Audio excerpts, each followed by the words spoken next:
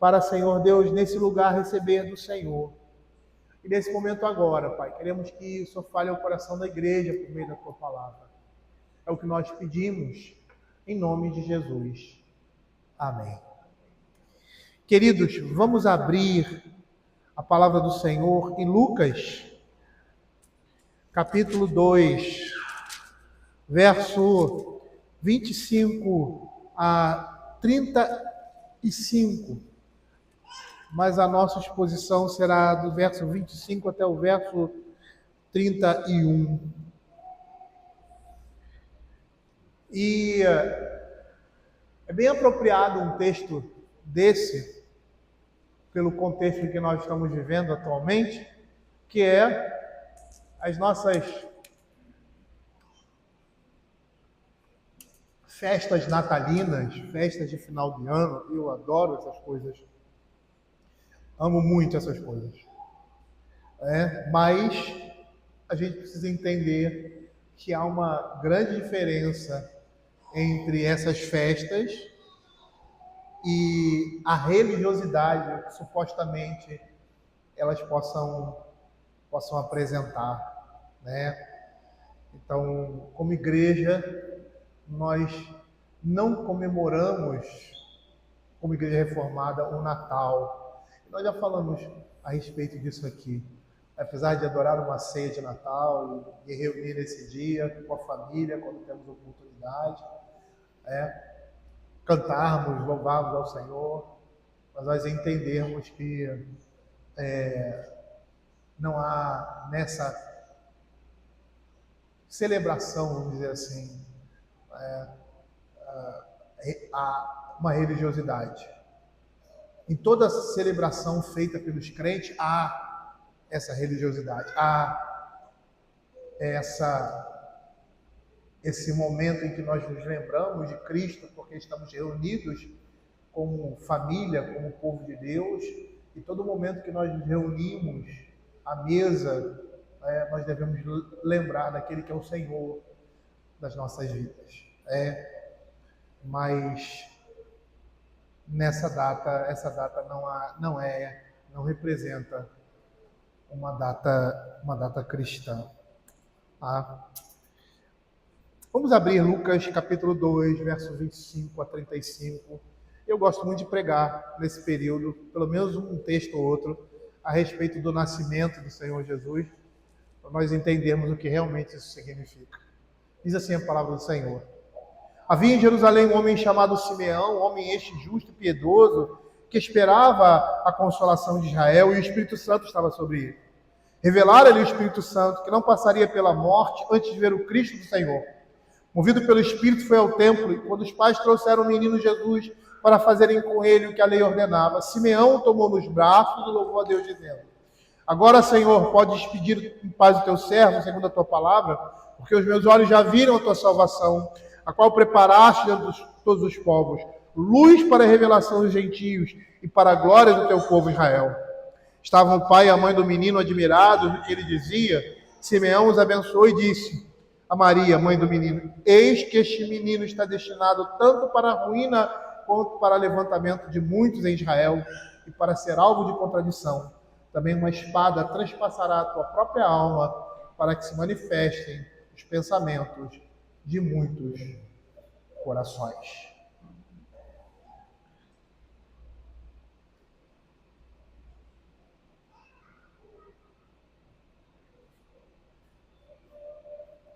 Vamos orar mais uma vez. Vamos abaixar as nossas cabeças e orar ao Senhor. Senhor, estamos diante da tua palavra e te pedimos que o Senhor fale ao nosso coração através dela.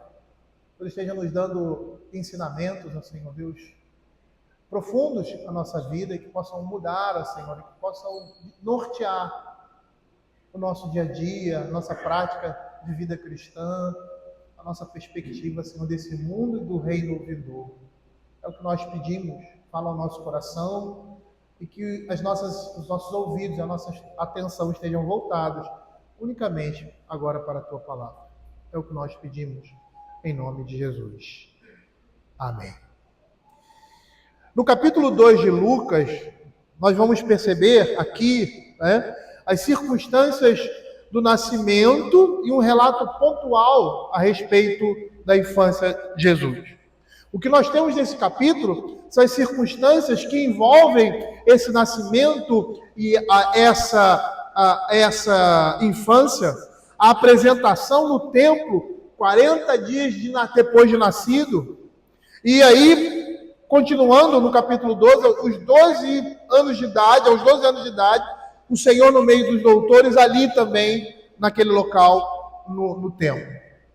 É muito interessante nós entendermos o contexto do capítulo 2, né, e uma vez que nós estamos falando sobre esse trecho do Cântico de Simeão, lá o verso 22 diz assim: passados os dias da purificação dele, segundo a lei de Moisés. Então, o que nós estamos vendo aqui é esse período de purificação em que uma criança nasce e tanto a criança como os seus pais deveriam passar por isso. É interessante explicar esse período de 40 dias, porque uma vez que no final, né, dessa quarentena, você tem essa purificação aqui, e é o que acontece aqui na passagem de Simeão. De acordo com a Torá, a mãe de um bebê do sexo masculino ficava impura durante 7 dias após o parto. E tinha que ficar em casa para evitar contato com alimentos, pessoas ou lugares sagrados por 33 dias adicionais, totalizando aí esse período de impureza de 40 dias. Se o bebê fosse do sexo feminino, o período de impureza era o dobro, passando aí para 70 dias de purificação. Então, o que nós estamos vendo aqui? Nós estamos vendo ali no verso 21, a circuncisão, que é no 8º dia de nascido, e aí depois desse período, né, ele sendo apresentado nesse período de purificação ao templo, para que fosse feito um sacrifício em favor daquela criança que estava sendo, que havia nascido, um homem havia vindo ao mundo. Outra coisa interessante também no relato aqui de Lucas é como ele começa essa narrativa, no capítulo 2:1, quando ele diz assim: naqueles dias foi publicado um decreto de César Augusto, convocando toda a população do império para recensear-se. E é muito interessante que você tem um paralelo também com o capítulo 1, verso 5, quando ele diz assim: nos dias de Herodes, rei da Judéia, houve um sacerdote chamado Zacarias, do turno de Abias, sua mulher era das filhas de Arão, e se chamava Isabel. É muito interessante essa expressão naqueles dias, porque aqui nós temos um hebraísmo usado por Lucas para uma passagem de um tempo determinado, designando aí um tempo aproximado do fato que se quer apresentar, mas não uma data específica.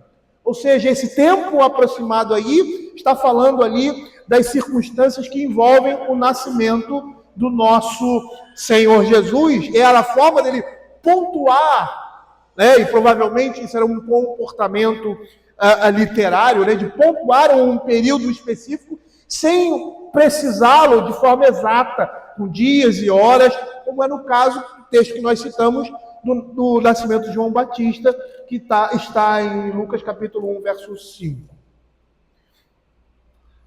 Isso é importante por quê? Porque dessa forma nós percebemos que a linguagem usada por Lucas demonstra que essa história é uma história bíblica real, é um fato histórico, não é um mito, mas é um registro da atividade divina do Senhor no templo. Outro aspecto interessante quanto a isso é que nós não podemos precisar o dia em que Jesus nasceu, mas podemos identificar esse período também por essas circunstâncias ou indicações que o historiador Lucas, ele aqui, o historiador sagrado, demonstra, com esses períodos, esses hebraísmos usados por ele. E quando vamos dizer assim, dentro dessa perspectiva do capítulo 2, dos primeiros capítulos, o primeiro capítulo e o segundo capítulo de Lucas, que nós podemos dizer o dia, ou melhor, o período em que Jesus nasceu. Esse período se dá, segundo o que nós estamos vendo aqui, entre fevereiro e junho do nosso calendário. Por que isso? Porque era quando os pastores estavam no campo, no início da primavera, naquela região. Alguns historiadores lançam a data do nascimento de Jesus pouco antes da morte de Herodes, em 4 de abril do 4º ano antes de Cristo, né? Nós temos ali a passagem de Mateus capítulo 2, versos 19 e 20, dizendo que quando Herodes morreu, né, o anjo do Senhor avisou a José que ele deveria voltar, porque quem estava interessado em tirar a vida da criança não mais existia.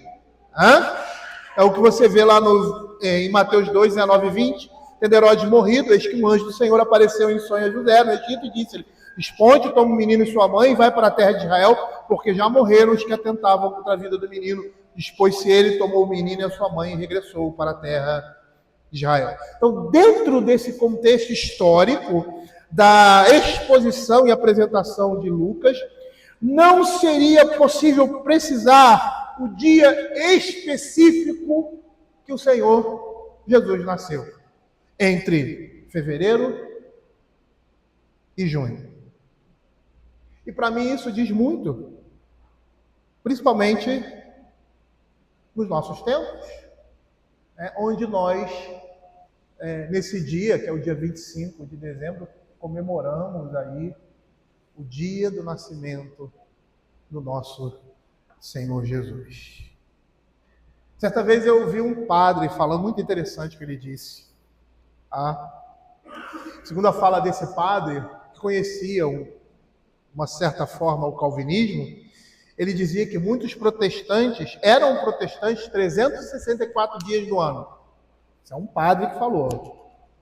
Mas nessa data, eles são católicos. Por quê? Porque eles fazem presépios, que apresentam a imagem de Jesus menino, e guardam esse dia como religioso. E isso ele não fala criticando, não. Ele fala como uma virtude dos protestantes. Esse padre, ele é um conhecedor do calvinismo, né, e crítico, lógico. E ele aponta para a nossa doutrina, e aos olhos dele, ela está errada, de não considerar imagens e venerá-las, mas que na data do calendário litúrgico católico, os protestantes têm a mesma postura católica idólatra com relação à imagem de Cristo e ao calendário litúrgico. Por isso que eu comecei desse jeito, falando desses elementos textuais que apontam para a história. Por quê? Porque na nova dispensação só existe um dia santo, que é o dia do Senhor, o domingo, o dia que comemoramos a morte e a ressurreição de Cristo até que Ele venha. E nós vamos ver isso em toda a Escritura. O apóstolo Paulo, lá em 1 Coríntios 11, 26, falando ali da ceia do Senhor, ele diz assim no verso 26, porque todas as vezes que comer desse pão e beber, anunciais a morte do Senhor até que Ele venha. E ali se institui, ou está instituído, a ceia do Senhor. E em que dia essa ceia ela é praticada ou executada? Atos capítulo 20, verso 27. 20, verso 7. No primeiro dia da semana, estando nós reunidos com o fim de partir o pão, essa era a expressão no Novo Testamento para a ceia do Senhor, que deveria seguir viagem no dia imediato, exortava-os e prolongou o discurso até meia-noite. Ou seja, na nova dispensação só existe uma data litúrgica, só existe uma data religiosa. E que data religiosa é essa? O dia do Senhor, o domingo.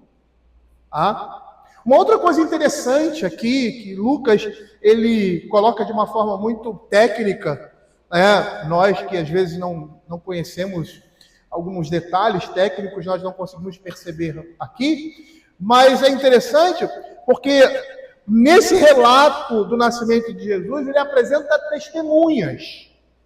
Os pastores no campo, pessoas simples e sem muita expressão, um homem chamado Simeão, um homem piedoso, mais conhecido como uma profetisa chamada Ana, que apesar da descrição, de apresentar uma descrição exata a seu respeito, também ela não era uma pessoa muito proeminente naquela época, são pessoas simples, pessoas comuns, mas piedosas. Elas não eram influentes naquela sociedade, mas eram crentes tementes que guardavam a promessa do Messias com grande expectativa.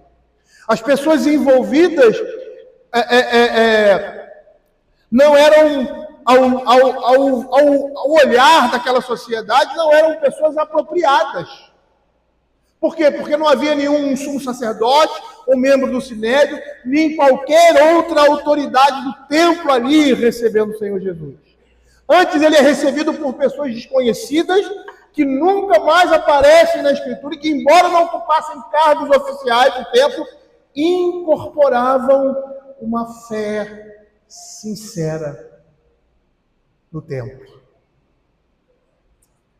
E isso está compatível com a perspectiva do Evangelho, quando nós vemos lá Mateus capítulo 11, versos 25 a 27, quando o Senhor Jesus diz assim: graças te dou, ó Pai, Senhor do céu e da terra, porque ocultaste essas coisas aos sábios e instruídos e as revelaste aos pequeninos. Sim, ó Pai, porque assim foi do teu agrado. Tudo me foi entregue por meu Pai. Ninguém conhece o Filho senão o Pai, e ninguém conhece o Pai senão o Filho, e aquele a quem o Filho o quiser revelar. O apóstolo Paulo, ele fala e explica de forma, acho que mais apropriada, ou assim, mais apropriada não, uma forma mais clara para nós, o que, até porque o objetivo dele com isso era pontual, o que ele fala lá em 1 Coríntios, capítulo 1, verso 26 a 29,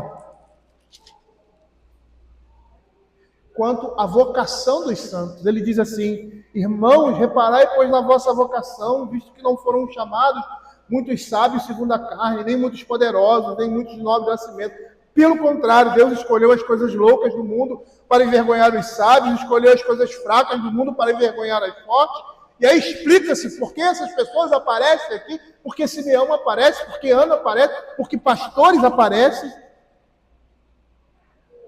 E Deus escolheu as coisas humildes do mundo e as desprezadas, aquelas que não são, para revelar nada as que são, a fim de que ninguém se vanglorie na presença de Deus. Veja como isso está de acordo com o que falam as Escrituras do Cristo no Cântico de Maria, lá no capítulo 1, no verso 50 ao verso 55. Ele diz assim, Lucas 1, 50 a 55. A sua misericórdia vai de geração em geração sobre os que o temem. Agiu com o seu braço valorosamente, dispersou os que no coração alimentavam pensamentos soberbos, derrubou do seu trono os poderosos, exaltou os humildes, encheu de bens os famintos e despediu vazios os ricos, amparou a Israel seu servo, a fim de lembrar-se da sua misericórdia a favor de Abraão e de sua descendência para sempre, como prometera aos nossos pais. Perceba como a perspectiva do Evangelho está representada aqui nesse relato por essas pessoas como testemunhas oculares de um fato histórico que mudaria completamente esse mundo e a percepção dele. Veja o que Isaías fala lá no capítulo 9, versos de 4 a 7, desse momento. Veja, porque tu quebraste o jugo que pesava sobre eles, a vara que lhes feria os ombros e o cetro do seu opressor, como no dia dos midianitas, porque toda bota com que anda o guerreiro no tumulto da batalha, e toda veste revolvida em sangue serão queimadas, servirão de pasto, porque um menino nos nasceu, um filho se nos deu. O governo está sobre os seus ombros, E o seu nome será maravilhoso, conselheiro, Deus forte, Pai da eternidade, príncipe da paz, para que se aumente o seu governo e venha a paz sem fim sobre o trono de Davi, sobre o seu reino, para estabelecer e o firmar mediante juízo e a justiça, desde agora e para sempre. O zelo do Senhor dos exércitos fará isto. Perceba como todas essas coisas se encaixam com o texto de Jeremias que nós falamos e com o que nós acabamos de dizer aqui. E essa foi a promessa lá em Gênesis. Lá Abraão, quando a sua descendência ainda nem existia. E ele diz lá em Gênesis capítulo 17, verso 7, que seria uma descendência que seria firmada no seu descendente. Paulo vai dizer isso em Gálatas, ele não está falando dos descendentes, ele está falando do descendente. Ele diz assim: estabelecerei a minha aliança entre ti e a tua descendência no decurso das suas gerações. Aliança perpétua é o que o capítulo 1, verso 55 se ampara de Lucas, a favor de Abraão e da sua descendência para sempre. Aliança perpétua, para ser o teu Deus e da tua descendência. Dar-te-ei a tua descendência a terra das tuas peregrinações, toda a terra de Canaã em possessão perpétua, e serei o seu Deus. Perceba como todas essas coisas estão sendo aqui reunidas, que apontavam, todas elas, para um único propósito, que era Cristo. E um sinal dessa promessa eterna, desse reino eterno, era a possessão da terra. Por isso que para o judeu, não só para o judeu, né, mas esse é um conceito geral, a terra é tão importante. Por isso que Canaã era tão importante, porque ela era um sinal da certeza da eterna possessão nossa por parte de Deus, de uma terra prometida. Não uma terra física, por mais que vai se manifestar fisicamente, mas espiritual. Quando nós falamos espiritual, nós estamos falando de uma terra onde todas as coisas se completam, o final de todas as coisas. É a Nova Jerusalém, é o Éden transformado.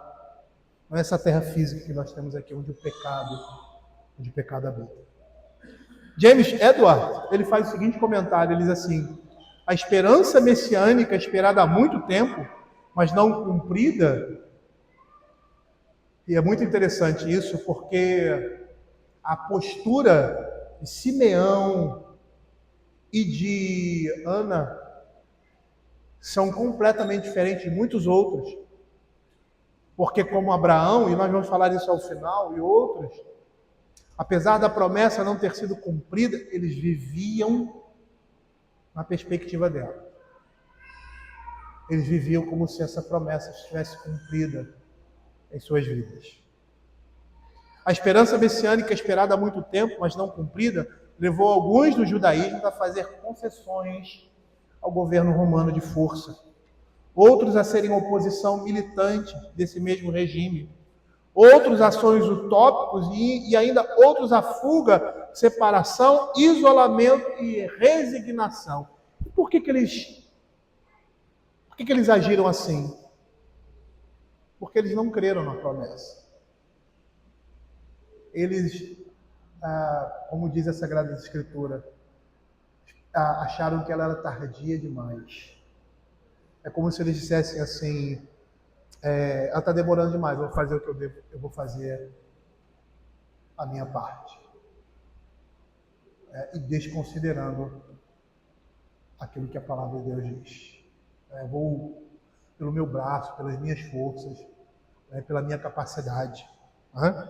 Simeão e Ana seguiram um curso menos celebrado, porém mais difícil. Eles esperaram em fé, confiando no Deus da promessa e no tempo deste. Então percebam o que James Edwards está dizendo. Eles não mudaram o rumo nem a direção, eles permaneceram na expectativa. Eles exemplificam o pobre que tem fome e sede do reino de Deus e que por isso podem ser desprezados.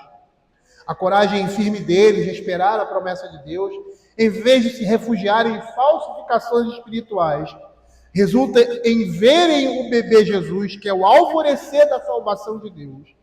Simeão e Ana simbolizam a piedade judaica do lugar mais santo de Israel, o templo.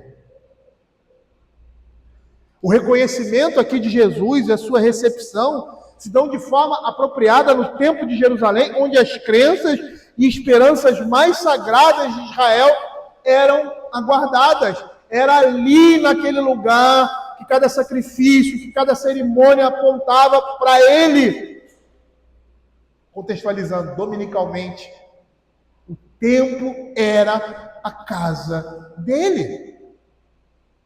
E é isso que ele vai dizer lá em Mateus capítulo 2, verso 44. O que nós vemos aqui também, quando o Senhor Jesus está no meio dos doutores. E aí os pais do Senhor Jesus vêm buscá-lo, né? Porque ele se perdeu daquela caminhada, daquele grupo, e eles perceberam que ele não havia retornado com eles de Jerusalém. E aí ele responde, depois de encontrá-lo no templo: por que me procuráveis? Não sabias que cumpria estar na casa de meu pai? Ali era a casa dele, era o lugar dele. Matthew faz um comentário interessante. Ele diz assim: observe que aqueles que desejam ver a Cristo devem vir a seu templo. Ele virá nos encontrar e ali devemos estar preparados para encontrá-lo.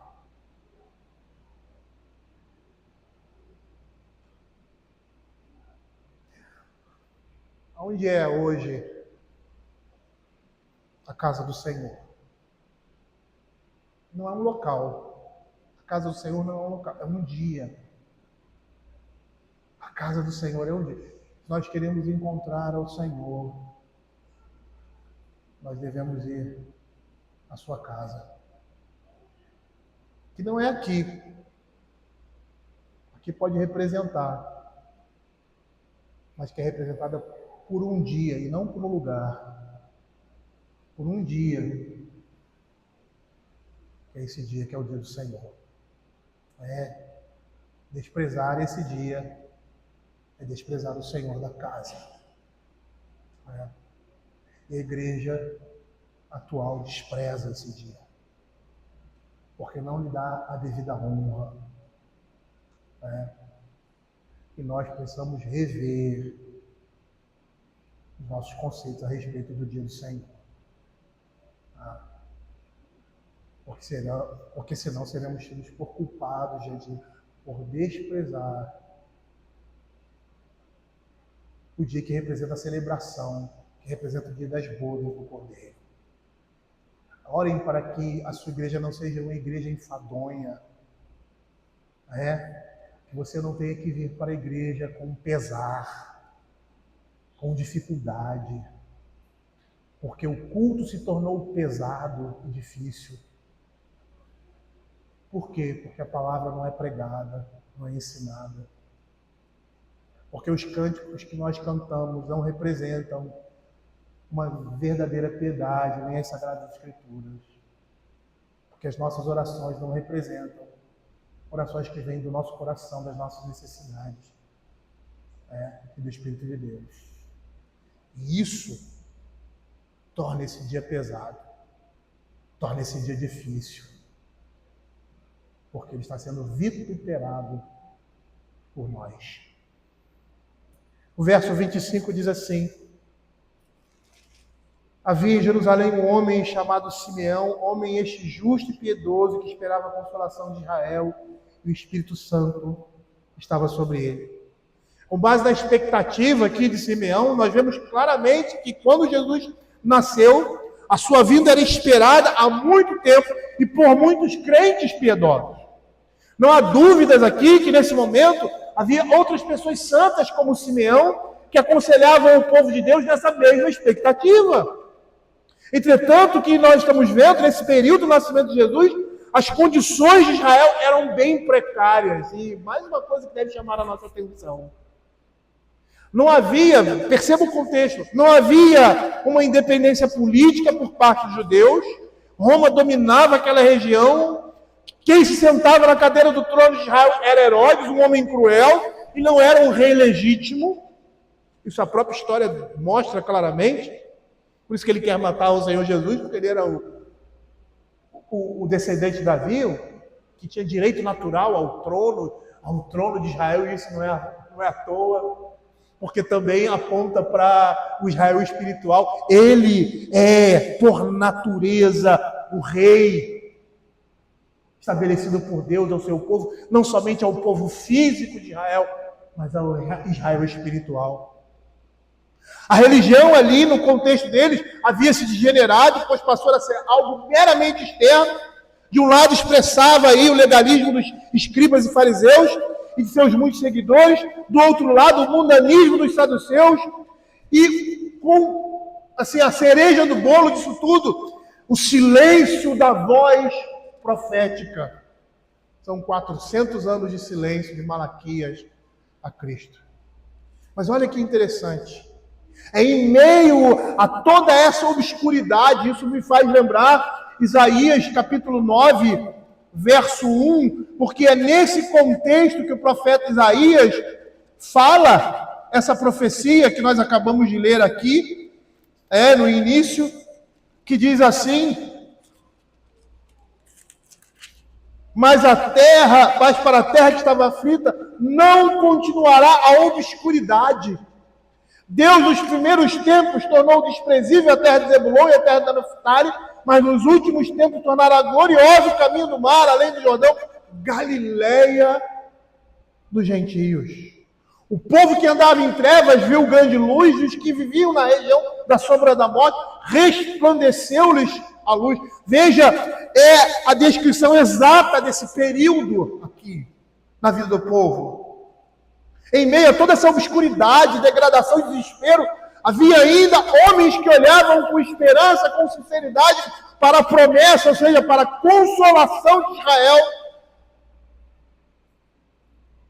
Isso é um ensinamento para nós. Por quê? Porque em tempos difíceis, a nossa única confiança está na segurança da direção divina e o seu consolo para aqueles que são seus.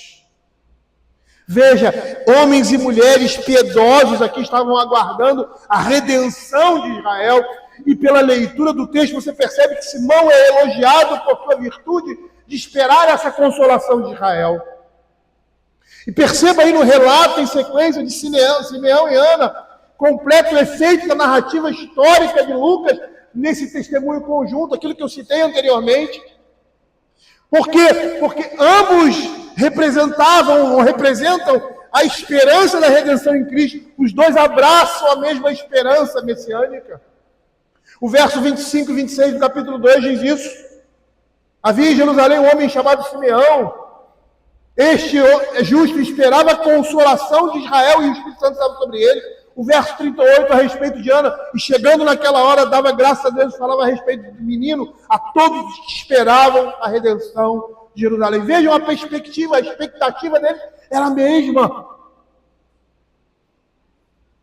E é o testemunho conjunto dos dois, seguindo os princípios do Velho Testamento, para que se estabeleça uma verdade que firma essa realidade, essa verdade. É o testemunho conjunto deles. Por quê? Porque de acordo com a Torá, isso era necessário para estabelecer um testemunho válido. Por isso, Lucas, ao escrever o livro mostrando a historicidade, o fundamento e a realidade de uma história a respeito da história da nossa salvação, coloca o testemunho dessas duas pessoas. Lá em Deuteronômio 19:15, não precisa abrir, nós temos ali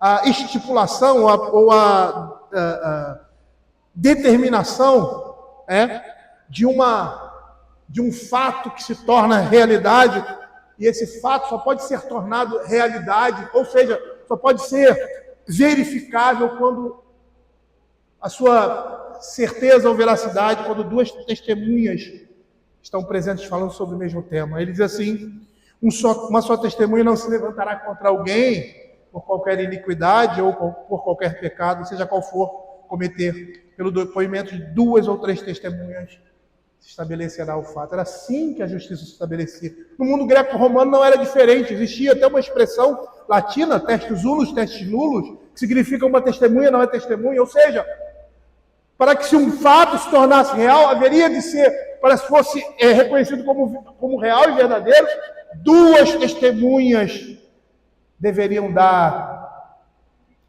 o seu relato sobre aquilo. Perceba também aqui no capítulo de Lucas, seguindo esse mesmo princípio, o autor sagrado menciona 3 vezes a apresentação de Jesus no templo de acordo com a lei de Moisés. Veja aí, verso 22 a 24. Passados os dias da purificação dele, segundo a lei de Moisés. Verso 23, conforme está escrito na lei do Senhor, todo primogênito ao Senhor será consagrado para oferecer o sacrifício, segundo o que está escrito na lei, na referida lei. Um par de rolas e os 2 pombinhos, é o que estava acontecendo aqui, quando Simeão pega aquela criança nos braços. E ele também menciona 3 vezes que Simeão é guiado pelo Espírito Santo para ver e confessar o Cristo. Perceba aqui, as referências à Torá e ao Espírito Santo invocam o testemunho da lei e dos profetas. E uma vez mais, esse duplo testemunho da verdade. A profecia era atribuída à influência do Espírito Santo. E assim nós temos 2 testemunhas autenticando a veracidade dos fatos, do conselho de Deus na pessoa do Messias e Salvador do mundo. Quando Lucas escreve isso, ele está escrevendo para quem? Lucas e Atos dizem que é um livro só. Ele está escrevendo para Teófilo, provavelmente um oficial grego, romano, relatando o Evangelho, ou seja, as coisas que o Senhor Jesus Cristo fez. Ele, como um bom historiador e um escritor, apesar de ser médico, ele coloca esses instrumentos para que fique provado, para aquele que está lendo, que aquilo que está sendo apresentado ali é a pura realidade. Mas veja, voltando ao texto aqui, ele diz que Simeão esperava a consolação de Israel. Simeão era um homem piedoso, pois aguardava a consolação de Israel. E a palavra expressa aqui conforto e consolação na salvação de Cristo, de Deus em Cristo. Essa expressão significava para um judeu devoto o cumprimento da esperança messiânica. A ideia é que eles seriam realmente consolados. No original grego, essa palavra consolação é paráclise, o Espírito Santo é denominado paráclito, é o consolador. João 16, 7 a 11, no verso 7, ele diz assim: mas eu vos digo, convém que eu vá, porque se eu não for, o Consolador não virá. A ideia é que essa criança é a promessa cumprida do consolo de Deus, de sua compaixão, e ele vai aliviar o sofrimento do seu povo, consolar aqueles que choram, dando a ideia aí de trazer conforto, porque ele foi movido por compaixão. E perceba que trazer conforto também era uma tarefa do profeta, tentar aliviar o sofrimento. Ao dizer que aquela criança era a consolação de Israel, significava que ele encarnava o cumprimento da profecia messiânica. Ele é o rei da consolação, ele é o rei da compaixão. Veja o que Isaías, capítulo 9, verso 7, vai dizer: porque um menino nos nasceu, um filho se nos deu, o governo está sobre os seus ombros, o seu nome será Maravilhoso Conselheiro. E essa profecia ali do Velho Testamento fala de um rei davídico eterno, um conquistador enviado por Deus para derrotar os inimigos de Israel e restaurá-la, a nação, aos seus dias de glória, ou seja, aos dias de glória do rei Davi. E na realidade era isso que esse reino davídico representava. ele cumpre esse papel no Messias, mas no seu primeiro advento, ou seja, na sua primeira chegada, no seu primeiro aparecimento, ele vem como servo sofredor, e é dessa forma que ele torna o cativeiro cativo. É dessa forma que ele vence todos os inimigos do seu povo. Veja o que o Salmo 68, verso 18 a 20 vai dizer. Salmo 68, 18 a 20. Subiste às alturas, levaste cativo o cativeiro, recebeste homens por dádiva, até mesmo rebeldes, para que o Senhor Deus habite no meio deles. Bendito seja o Senhor que dia a dia leva o nosso fardo. Deus é a nossa salvação. O nosso Deus é o Deus libertador. Com Deus o Senhor está escaparmos da morte. Perceba que nesse primeiro momento, esse reino de vitória é representado pela morte de Cristo. Porque é nessa morte que ele sobe às alturas e leva cativo o cativeiro. Ou seja, ele derrota todos os inimigos de Deus. Ele derrota todos os inimigos do seu povo. Ele é aquele que arranca da mão do valente os seus bens, amarrando esse próprio valente. O trono sobre o qual Jesus se torna o Messias é a sua morte sacrificial por muitos, pelo seu povo. E ele havia dito isso várias vezes, lá em Marcos capítulo 10, 45, ele diz assim: pois o próprio Filho do Homem não veio para ser servido, mas para servir e dar a sua vida em resgate de muitos. Em Marcos 14, versos 60 a 62, ele diz assim: levantando o sumo sacerdote no meio, perguntou a Jesus: nada responde aos que depõem contra ti? Ele, porém, guardou o silêncio e nada respondeu. Tornou a interrogá-lo o sumo sacerdote e disse: és tu o Cristo, o Filho de Deus bendito? Jesus respondeu: eu sou, e vereis o Filho do Homem assentado à direita do Todo-Poderoso, vindo com as nuvens do céu.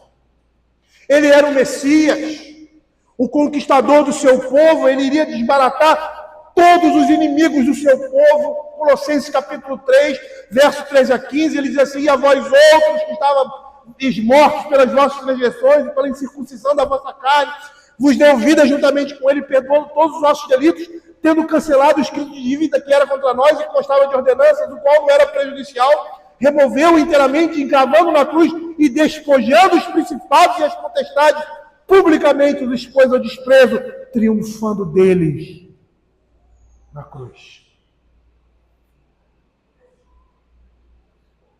No Velho Testamento há um texto, e esse texto eu não coloquei aqui, né, não vou saber citá-lo pontualmente, tá? Mas a história dos reis de Israel com relação a Davi, quando ele toma, ou seja, toma posse de todo o reino. Inicialmente o reino foi dividido, né? Pela família de Saul, pelas brigas internas que existiam ali. Alguns não aceitavam Davi, e só depois de um certo tempo todo Israel se reúne a Davi.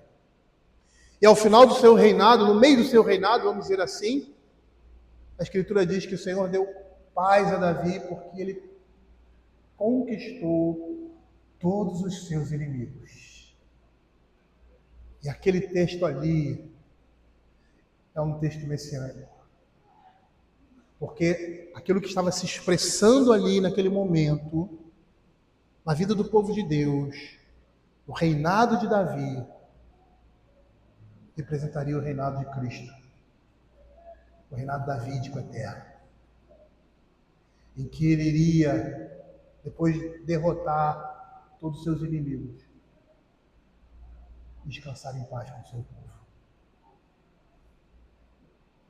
Veja o que Paulo vai falar em Efésios capítulo 2, versos 16 e 17. Ele diz assim: e reconciliais ambos em um só corpo com Deus, por intermédio da cruz, destruindo por ele a inimizade, E vindo, evangelizou paz a vós outros que estavam longe, paz dos que estavam perto.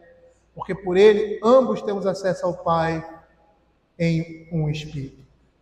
O que Paulo está descrevendo nesses versos não é apenas a reconciliação entre judeus e gentios, mas a reconciliação básica. Ou seja, dois grupos, judeus e gentios. Quem eram os judeus, os crentes?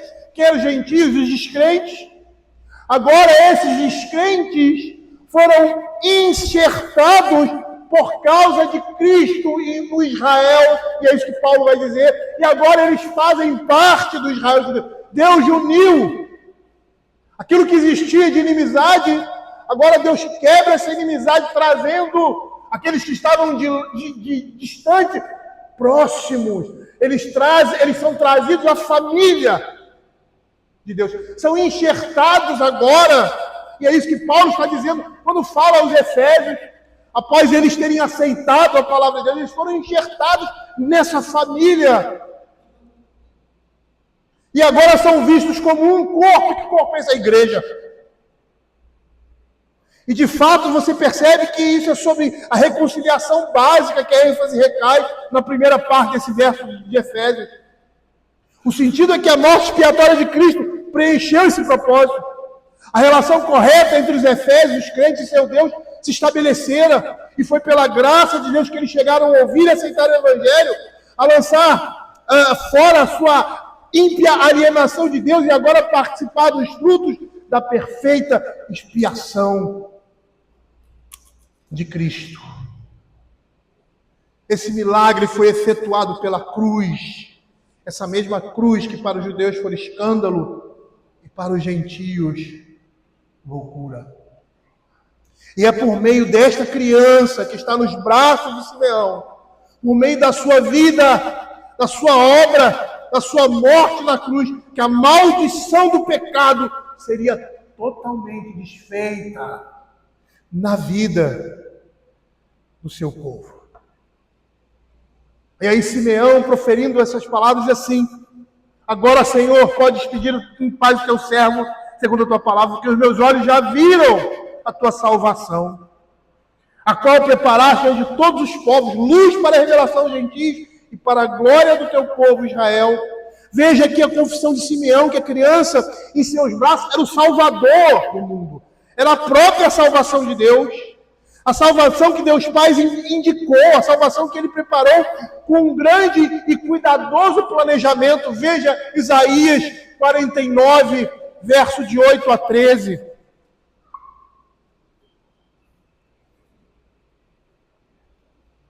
Diz assim a palavra do Senhor: diz ainda o Senhor, no tempo aceitável eu te ouvi e te socorri no dia da salvação. Guardar-te-ei e te farei mediador da aliança do povo, para restaurares a terra e lhe repartires as herdades assoladas, para dizeres aos presos: saí, e aos que estão em trevas aparecei.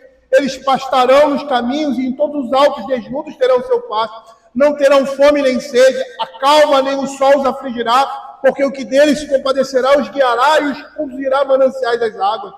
Transformarei todos os meus montes em caminhos e as minhas veredas serão alteadas. Eis que estes virão de longe, eis que aqueles do norte e do ocidente, aqueles outros da terra de Sinim. Cantai aos céus, alegra-te, ó terra, e vós, montes, rompei em cânticos, porque o Senhor consolou o seu povo e dos seus aflitos se compadece. Olhando essa imagem aqui, que nós estamos vendo em Lucas, você já parou para pensar do que significa ter em seus braços o Salvador do mundo? O Deus Filho encarnado em seus braços, como sinal da confirmação da promessa de Deus.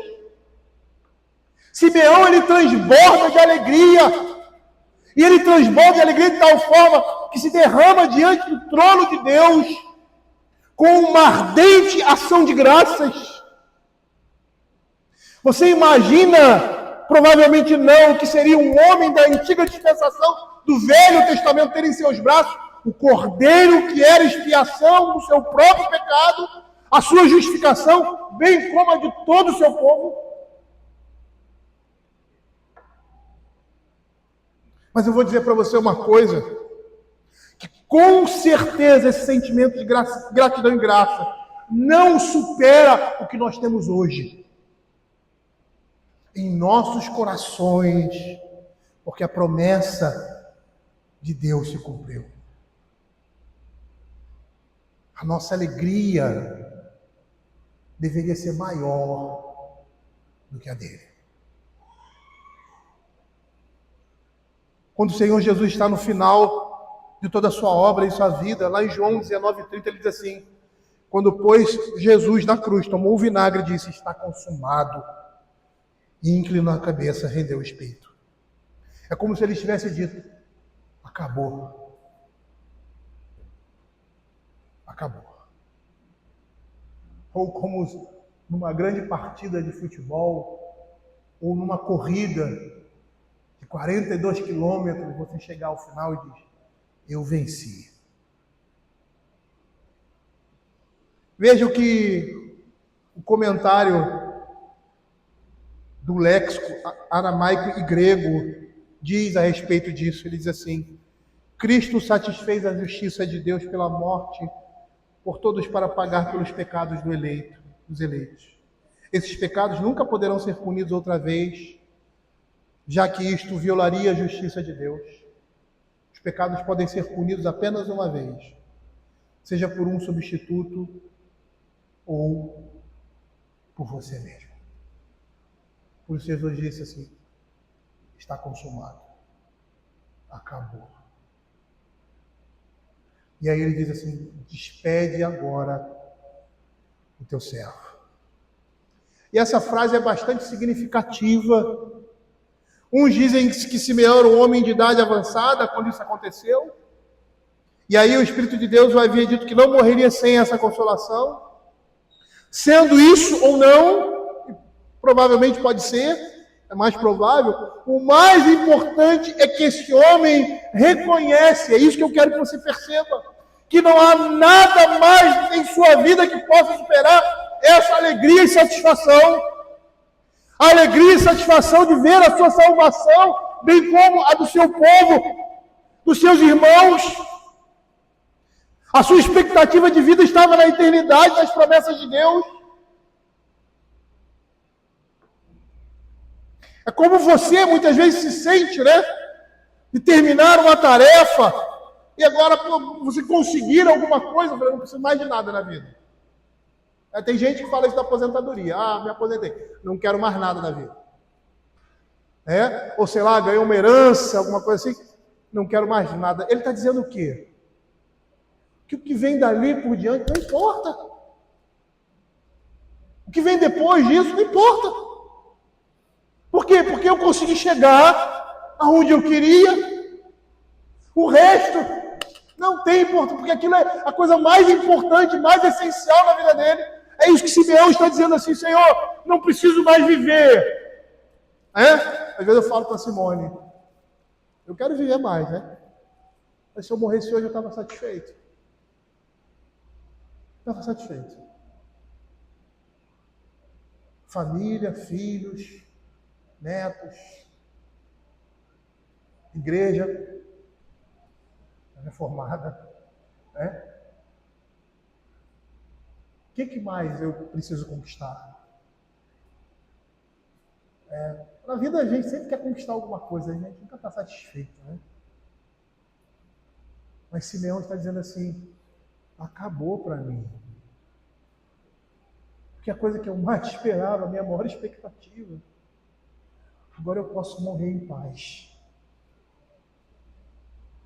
Por quê? Porque a expectativa de vida dele estava na eternidade, nas promessas de Deus.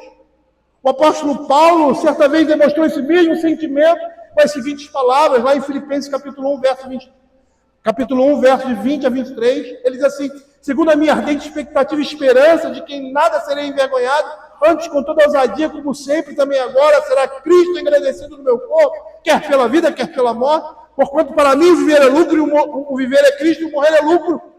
Entretanto, se o viver na carne traz fruto para o meu trabalho, eu não sei o que escolher. Ora, de um e de outro lado, estou constrangido, tendo desejo de partir, estar com Cristo, que é incomparavelmente melhor.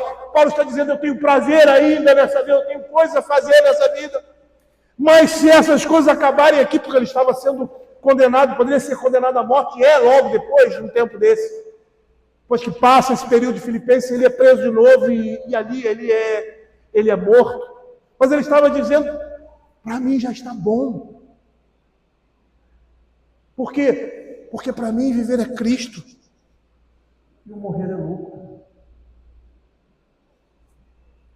Percebam que a exclamação e ações de graça de Simeão, de Ana, com essa confiança, esperança e a universalidade das passagens do servo sofredor, do profeta Isaías, ou seja, que lançam essa confiança, essa esperança em seus corações.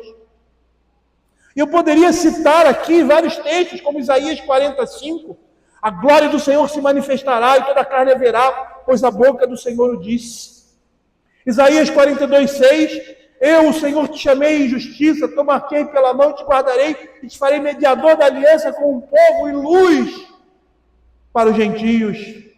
E eu poderia citar outros textos, finalizando, Isaías 52, 9-10, rompei em júbilo, exultai é uma ruína de Jerusalém, porque o Senhor consolou o seu povo, remiu a Jerusalém, o Senhor desnudou o seu santo braço à vista de todas as nações, e todos os confins da terra verão a salvação do nosso Deus. E de quem que ele estava falando aqui? O povo de Israel, o povo judeu, a multidão, pensava que ele estava falando de um governo terreno, que eles iriam ser libertos do poder de Roma e seriam trazidos à glória de Salomão e Davi. A visão deles era puramente física, puramente material. Isso poderia ter acontecido se fosse a vontade de Deus, mas o que ele estava lançando não era isso. Por isso, quando eles entram na terra prometida, o escritor de Hebreus diz, falta um descanso. Não pensa que acabou, não. Falta um descanso. E o verdadeiro descanso não é aqui. Ele diz, agora os meus olhos viram a tua salvação.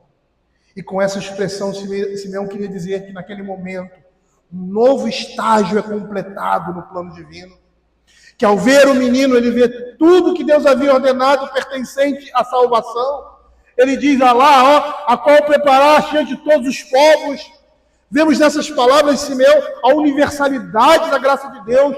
Todos os povos são definidos aqui como gentios e judeus, aquilo que o apóstolo Paulo fala ali em Efésios. E é muito interessante aqui, nós percebemos um outro detalhe que Lucas coloca. É muito estranho na literatura da época colocarem a posição judeus e gentios, e muito menos os gentios sendo colocados antes dos judeus.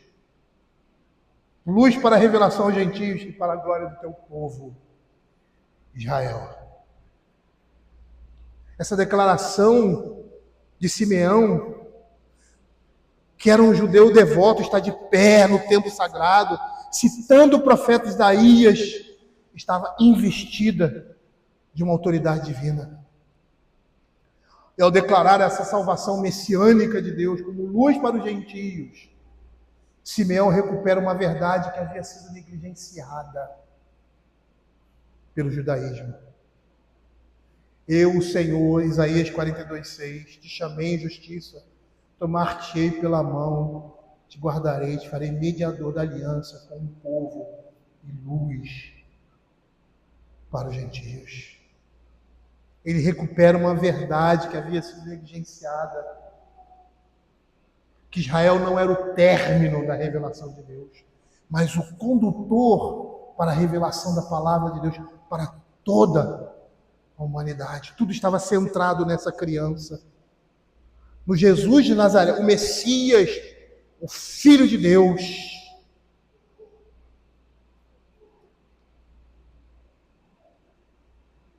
E eu gostaria, queridos, de terminar aproveitando o que nós estamos vendo aqui, que a maior alegria de Simeão estava, e toda a sua consolação estava na pessoa de Cristo.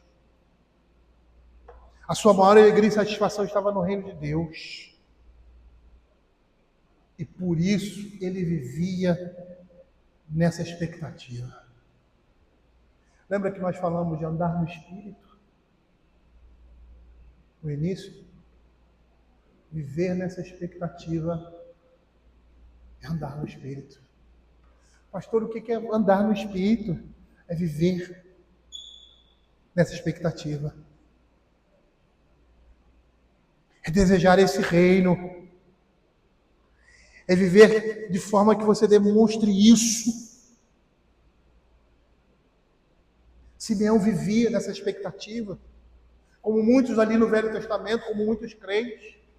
E ao viver nessa expectativa, a maneira de se comportar, a maneira de viver, Ana passava todo o tempo no templo. Simeão ali aguardava esse momento, porque Deus havia dito a ele, ele viria. Então ele vive nessa expectativa, ele vive nesse consolo, ele vive nessa certeza. E a maneira como ele vivia e ele se movia, a sua vida girava em torno dessa expectativa.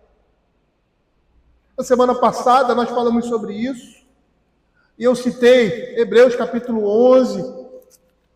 Eu gostaria que os irmãos abrissem. Hebreus capítulo 11. Esses homens aqui viveram nessa expectativa. E porque viveram nessa expectativa, eles viveram nesse mundo, mas como se eles não fossem do mundo. A maneira e o modo de vida deles, as suas perspectivas, as suas alegrias e tristezas estavam mensuradas por meio dessa expectativa. Veja o que diz no verso 13, no capítulo 11: todos estes morreram na fé sem ter obtido a promessa, vendo-as, porém, de longe, saudando-as e confessando que eram estrangeiros e peregrinos sobre a terra. Apesar de não receberem a promessa, eles viviam como se essa promessa tivesse sido concretizada na vida deles. Saudando-as, porém, de longe, confessando que eram estrangeiros e peregrinos, porque os que falam desse modo manifestam que estavam procurando uma pátria. Se na verdade se lembrassem daquela de onde saíram, teriam voltado. Mas agora aspiram uma pátria superior, isto é celestial. Por isso Deus não se envergonha deles, é chamado seu Deus, porquanto lhes preparou uma cidade. É nessa mesma perspectiva que Abraão oferece o seu filho como sacrifício a Deus. Na perspectiva dessa eternidade, na certeza que Deus iria sim ressuscitá-lo, porque a promessa repousava sobre ele, sobre Isaac. Veja o que o verso 24 a 29 vai dizer. Pela fé Moisés, quando já homem feito, recusou ser chamado filho da filha de Faraó, preferindo não ser maltratado junto com o povo de Deus a usufruir prazeres transitórios do pecado. Qual é o homem louco que tem muita riqueza, tem muito dinheiro, tem prestígio e abandona tudo? É um louco o homem que faz isso. Só se ele tiver um propósito. E esse propósito for maior do que daquilo que ele tem. É por isso que ele abandona. É por isso que ele prefere ser maltratado. Porque ele crê que aquilo que ele tem, ou a sua expectativa de esperança, de certeza, é muito maior do que ele tem nas suas mãos. Por isso, a parábola da pérola de grande valor, que conta a história de um homem negociador de pedras preciosas, e ele encontra uma maior, a maior que ele já viu, a mais cara, que outras pedras não sobrepujavam. O que ele faz? Ele vende todas aquelas pedras para ter aquela única pedra. É o que Moisés está fazendo aqui, que todos os crentes que vivem na expectativa do reino de Deus fazem e estão dispostos a abrir mão de qualquer coisa, seja ela o que for, da sua própria vida, por causa dessa promessa. porquanto considerou o opróbrio de Cristo, a vergonha de Cristo, por maiores riquezas do que os tesouros do Egito, porque contemplava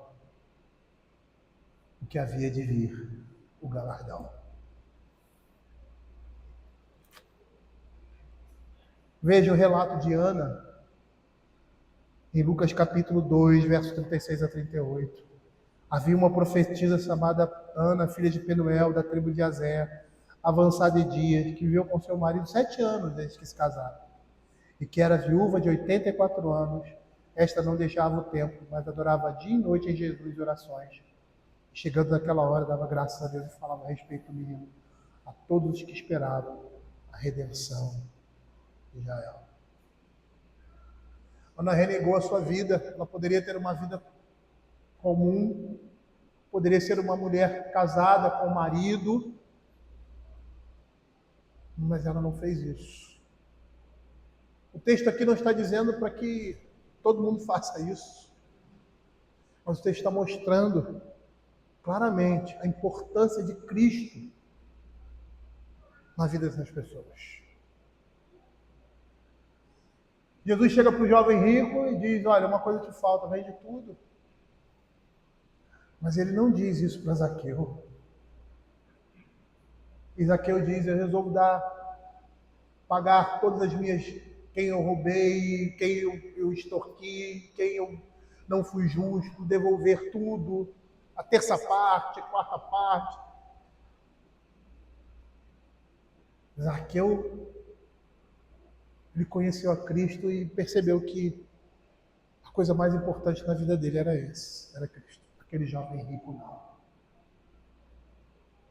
Ele tinha um tesouro maior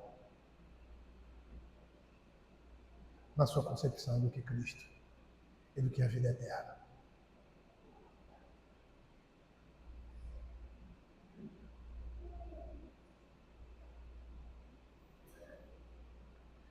Quando o povo de Deus estava comemorando a Páscoa, a ordem era eles estarem arrumados, com uma roupa, cajado na mão, né, e comecem a Páscoa com pressa.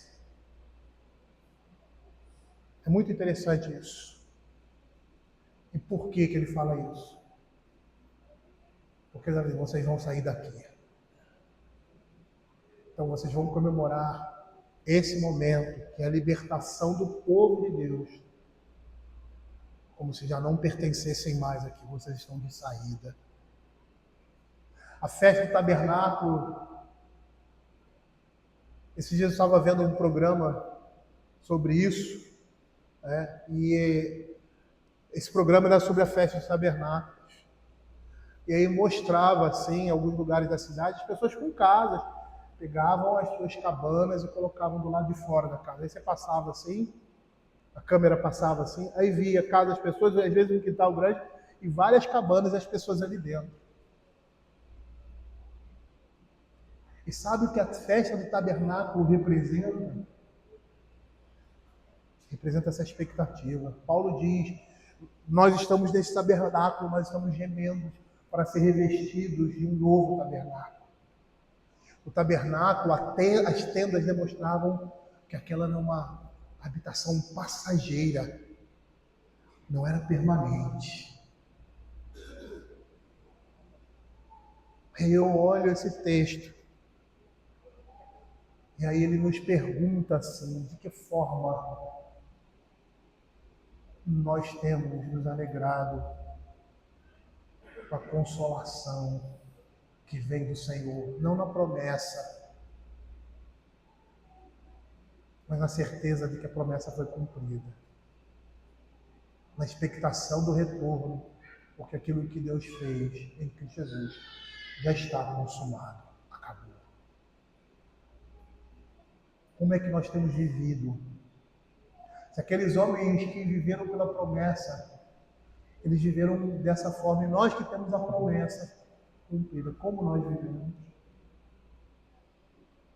Como é a nossa expectativa? E nós demonstramos isso, sabe como? Que simplesmente pela forma como nós vivemos.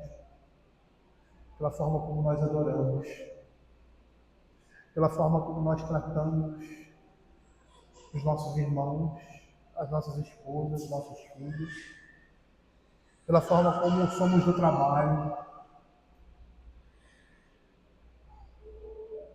Certa vez, um jovem veio conversar comigo e ele disse que no seu trabalho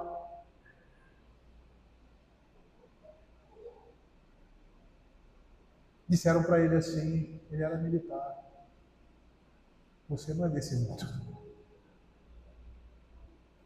Você não é desse mundo. Essas as palavras que aquele colega usou para ele. E por que ele disse isso? Ele não era diferente de ninguém. Ele fazia tudo que os outros faziam. Mas a maneira como ele fazia era completamente diferente, ao ponto das pessoas olharem e dizer: você não é desse mundo.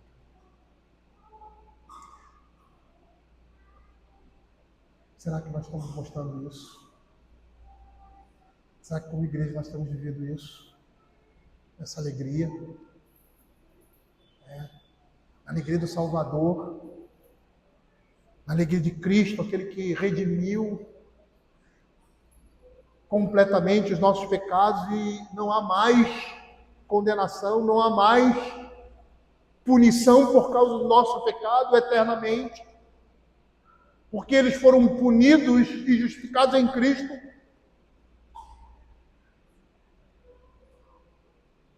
Nós precisamos parar para pensar, eu e você, eu estou falando isso para você, mas essa é a reflexão que eu estou fazendo para a minha vida. Antes de estar pregando aqui para vocês, estava pensando sobre isso. Percebido que muitas vezes eu não tenho vivido nessa expectativa. E nós precisamos voltar. Ver o que está errado. Aonde isso ficou no meio do caminho. E voltar a caminhar em veredas antigas. Que o Senhor possa edificar o seu povo, possa trazer isso para você. E que você, como um soldado, estou vendo alguns filmes de guerra ultimamente, perceba que você está numa guerra. E que você deve se portar como um soldado em combate. Se utilizando das armas, se refugiando em cabanas, atrás de rochas, atirando no inimigo, se defendendo. Porque você está numa guerra. Porque se você está num combate, não entende que você está nesse combate, você está andando como se não estivesse, você vai ser morto. Não tem jeito. Não tem jeito. Não há segunda chance num combate como esse. E a nossa oportunidade é agora. Vamos orar.